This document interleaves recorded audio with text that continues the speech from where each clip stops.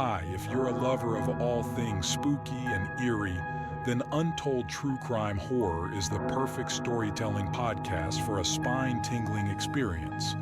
As you tune in to this petrifying horror experience, do not forget to subscribe, as your nightmares are about to get a whole lot scarier. This time it was an accident. We were fighting. All couples fight. But this was different. Lucy was screaming at me, waving her hands in my face, pounding my chest with her hands. Was it my fault there had been layoffs at work? Was it my fault that she was too lazy to try and get a job herself? Was I on the computer all day from morning to night job searching, and I was the stupid one? I was the failure? I wrapped my hands around her fat, fleshy throat, and I squeezed. Just a little. Not even hard. All I wanted was for her to shut up, and I just wanted some peace and quiet, for once. She stopped screaming. I took Lucy's head in my hands and I told her I didn't mean it. Told her I was sorry. Asked her to please wake up. She didn't. I panicked. I took the body in the backyard and buried it in the flower beds, resting amongst her beloved rose bushes.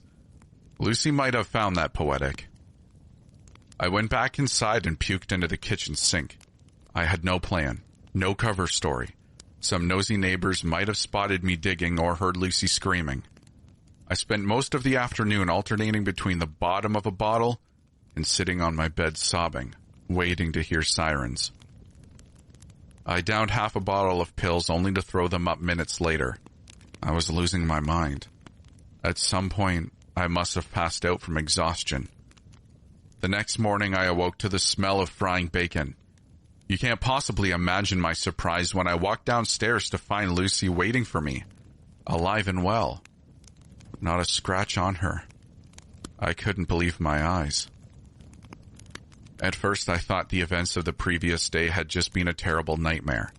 I sat down at the kitchen, torn between shock and overpowering relief, as my wife set a steaming plate of pancakes down in front of me. She went on and on about some nonsense she'd seen on TV the other day, and I nodded along absent-mindedly. Everything seemed normal. I almost fell for it. I hadn't touched my food.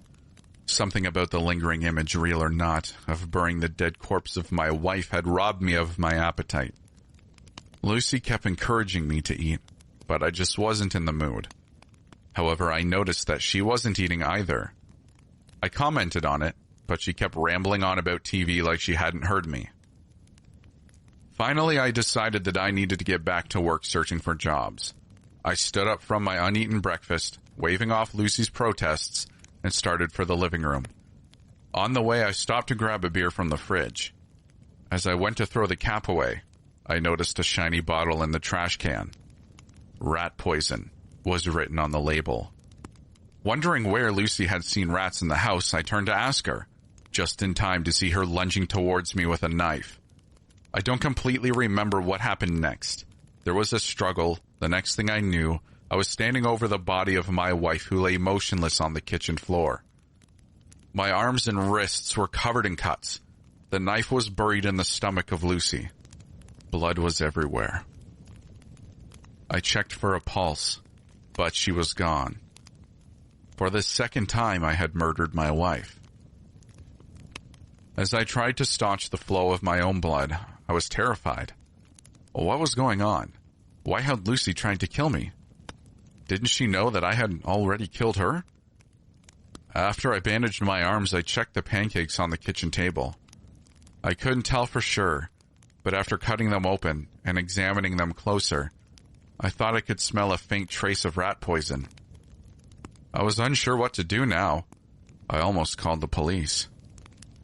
But then I realized the body was gone. Blood still covered the kitchen, but there was no sign of Lucy. I searched the entire house, wondering if she had somehow managed to survive and crawl off, but there was no sign of her. The next morning, Lucy was sleeping peacefully next to me in bed when I awoke. Again, no wounds, no sign of injury at all. In fact, she looked beautiful. more beautiful than she had in years. Her eyes opened. "Good morning, honey," she said, smiling. "I have a present for you." She went to reach for something next to the bed. I grabbed my pillow and smashed it down over her face. I held it there long after her frantic movements had ceased. After I was certain she was dead, I looked at what she had been reaching for. A loaded gun lay on the nightstand. I took a shovel out to the backyard. I tore up the flower beds as fast as I could. Soon, I found what I was looking for. Lucy's rotting, decomposing face grinned up at me. Maggots wriggled over her, and the stench was overwhelming. She had been dead for days. I covered my face in my hands and screamed. I have killed my wife 12 times. Every morning, she returns, tormenting me. I haven't slept, haven't left the house. She could be waiting around any corner, watching, awaiting her vengeance. Please stop, Lucy. I'm sorry. I didn't mean it. I didn't mean it. Please. Dead. Just